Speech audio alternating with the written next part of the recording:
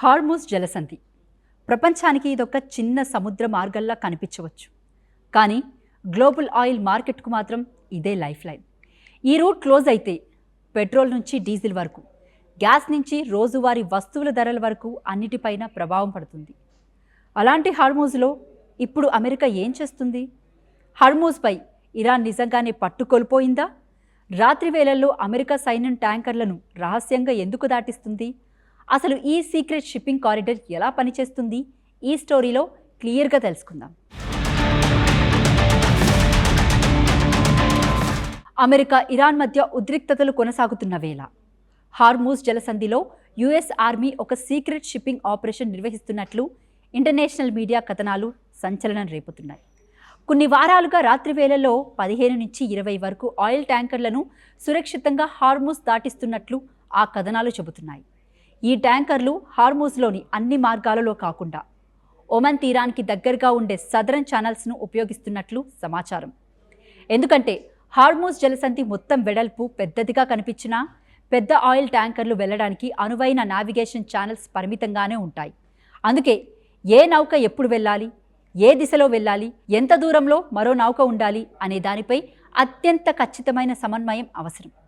అదే పనిని ఇప్పుడు అమెరికా టాస్క్ ఫోర్స్ చెబుతుందని కథనాలు చెబుతున్నాయి. టాస్క్ ఫోర్స్ ప్రకారం ట్యాంకర్లు కాన్వాయిల్గా కదులుతున్నట్లు సమాచారం.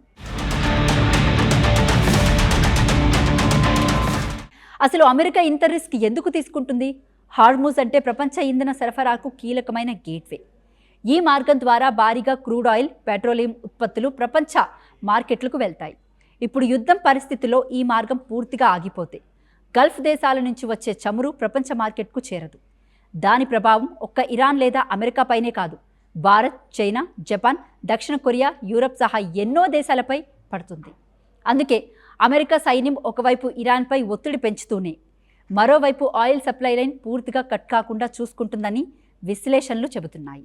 రోజుకు దాదాపు 1 కోటి బ్యారెళ్ల చమురు ఈ మార్గం ద్వారా అందుబాటులోకి వస్తున్నట్లు కథనాలు పేర్కొంటున్నాయి.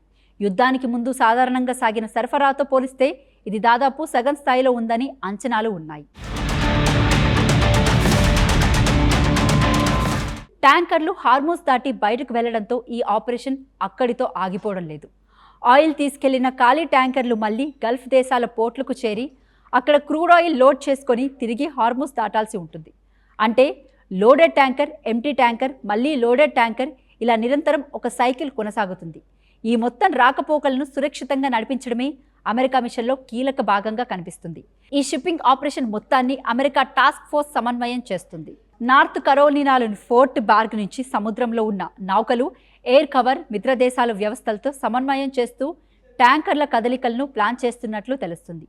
ఏ ట్యాంకర్ ఎప్పుడు బయలుదేరాలి, ఏ మార్గంలో వెళ్ళాలి, ఏ టైంలో హార్మూజ్ దాటాలి, ఎక్కడ ఎక్కువగా జాగ్రత్త తీసుకోవాలి, ఇలా ప్రతి కదలికను ముందుగానే కోఆర్డినేట్ చేస్తూ ఈ సీక్రెట్ షిప్పింగ్ కారిడార్ను నడిపిస్తున్నట్లు తెలుస్తుంది.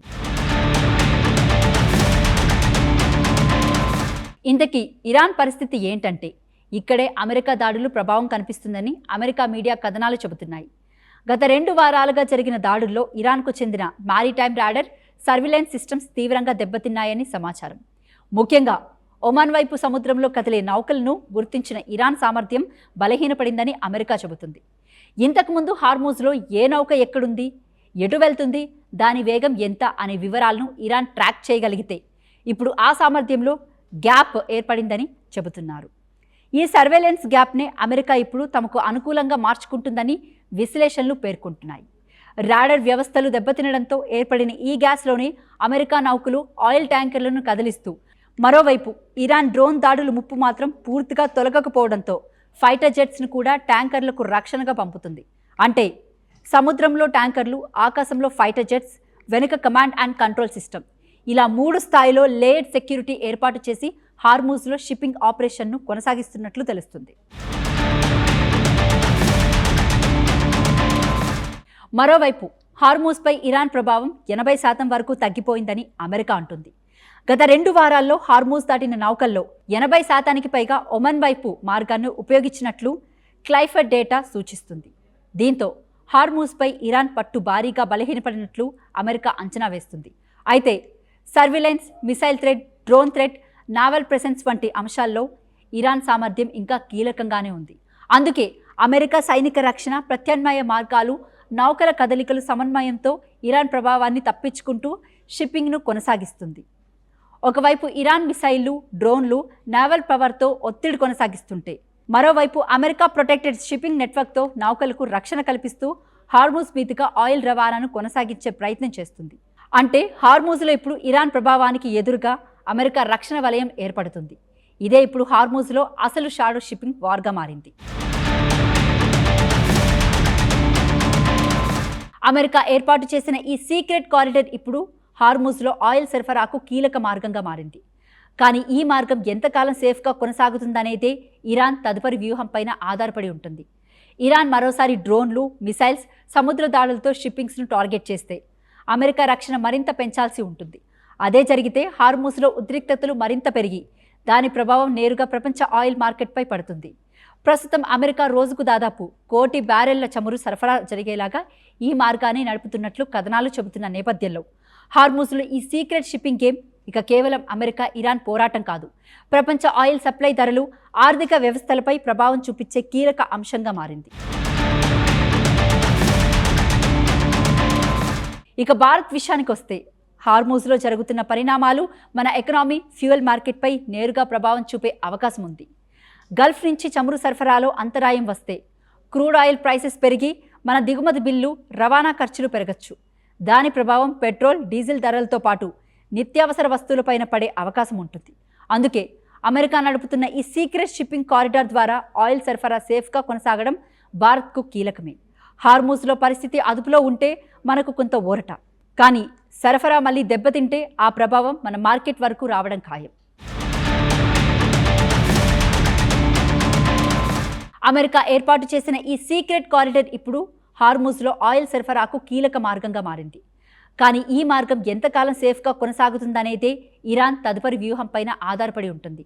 ఇరాన్ మరోసారి డ్రోన్లు, మిసైల్స్, సముద్ర దాడులతో షిప్పింగ్స్ను టార్గెట్ చేస్తే అమెరికా రక్షణ మరింత పెంచాల్సి ఉంటుంది. అదే జరిగితే హార్మూజ్లో ఉద్రిక్తతలు మరింత పెరిగి దాని ప్రభావం నేరుగా ప్రపంచ ఆయిల్ మార్కెట్పై పడుతుంది. ప్రస్తుతం అమెరికా రోజుకు దాదాపు 1 కోటి బ్యారెళ్ల చమురు సరఫరా జరిగేలాగా ఈ మార్గాన్ని నడుపుతున్నట్లు కథనాలు చెబుతున్న నేపథ్యంలో హార్మూజ్లో ఈ సీక్రెట్ షిప్పింగ్ గేమ్ ఇక కేవలం అమెరికా ఇరాన్ పోరాటం కాదు, ప్రపంచ ఆయిల్ సప్లై ధరలు, ఆర్థిక వ్యవస్థలపై ప్రభావం చూపించే కీలక అంశంగా మారింది. ఇక భారత్ విషయానికి వస్తే హార్మూజ్లో జరుగుతున్న పరిణామాలు మన ఎకనామీ, ఫ్యూయల్ మార్కెట్పై నేరుగా ప్రభావం చూపే అవకాశం ఉంది.